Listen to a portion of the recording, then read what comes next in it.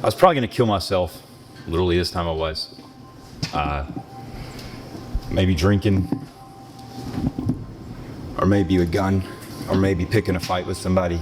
And I didn't really come to that realization until I landed and I talked to my mom yesterday. And I didn't want to admit that. And that was my end game, was to kill myself. Because I was like, I keep f***ing up. I've been given a lot of opportunities. And I don't mind being vulnerable tonight. I think sometimes you have to be, and you have to be transparent, you have to lay it on the line. And if it saves somebody else's life tonight, I will. I love you guys to death.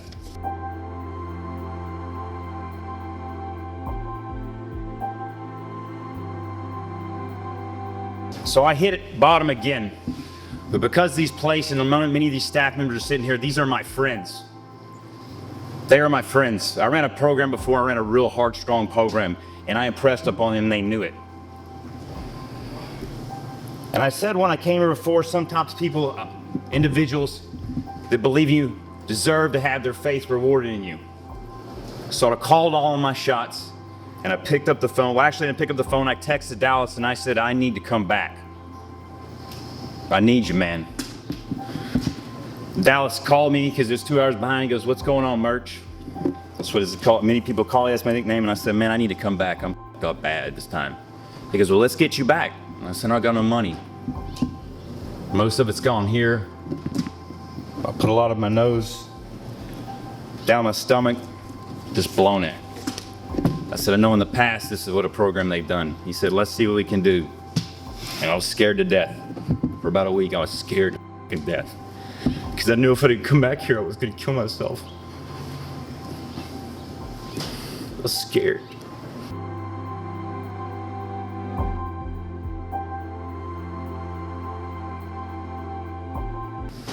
I got the call back.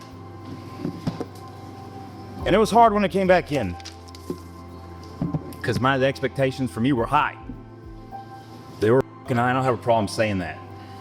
When I first came in, some people know this, Alec. He saw me out there. They didn't mess around. And at first when I was out there working, doing those projects, I said, f*** them. I did it to spite them. I'm gonna show them. Many people didn't know that. So that's how I was working it.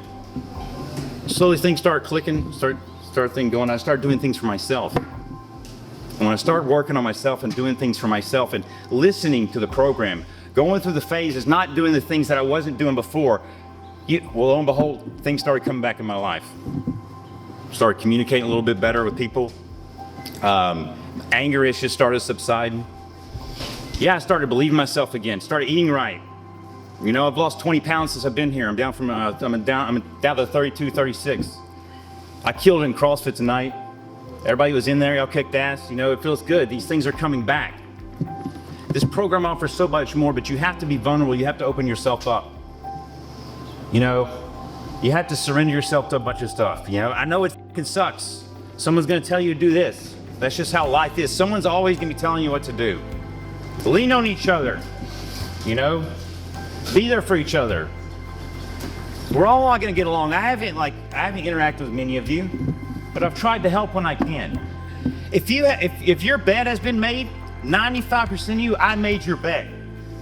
All right, I took pride in that. I wanted you to come down here. I wanted you to have a nice, clean made rack. You to feel at home. And if the room wasn't clean, guess what? Maine just got your ass in there to clean it. The other guys in there and gave you a CV because we wanted you to be at home. We wanted you to have that feeling. I took pride in it. Take pride in what you're doing. You know, this is one of the things here that this program does, is try to build you up from the very beginning. Because many of us we let everything go. From living in the car, from not showering, to going sleeping in the closet because it's the only place you felt safe where you could hide. Or staying in the bathroom for 2 days, saying you're not doing cocaine, but you were. I mean, there's so much more I could say. But I can just say, you know, surrender yourself, you know. I have to say thank you again for everybody that allowed me to come back here. You know, I did this, and I can sit up here and be proud of it. I did it. This was tough. I ran a tough program, guys. I ran a very tough program. It was hard. And each is gonna be hard for you as well. But you know, we can do it. Everybody can do it. Billy, thank you. Thank you to the executive. Seriously, man. I mean it. No, thanks. Hunter? Thanks, man. This guy, man.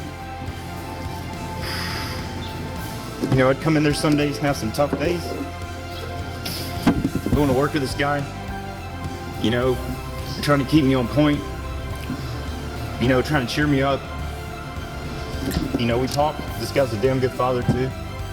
You know, conversations about that. We got a lot of good staff members. And guys, all I want to say is I love all you guys. And thank you so much. I'm not going anywhere. You know, so thank you very much.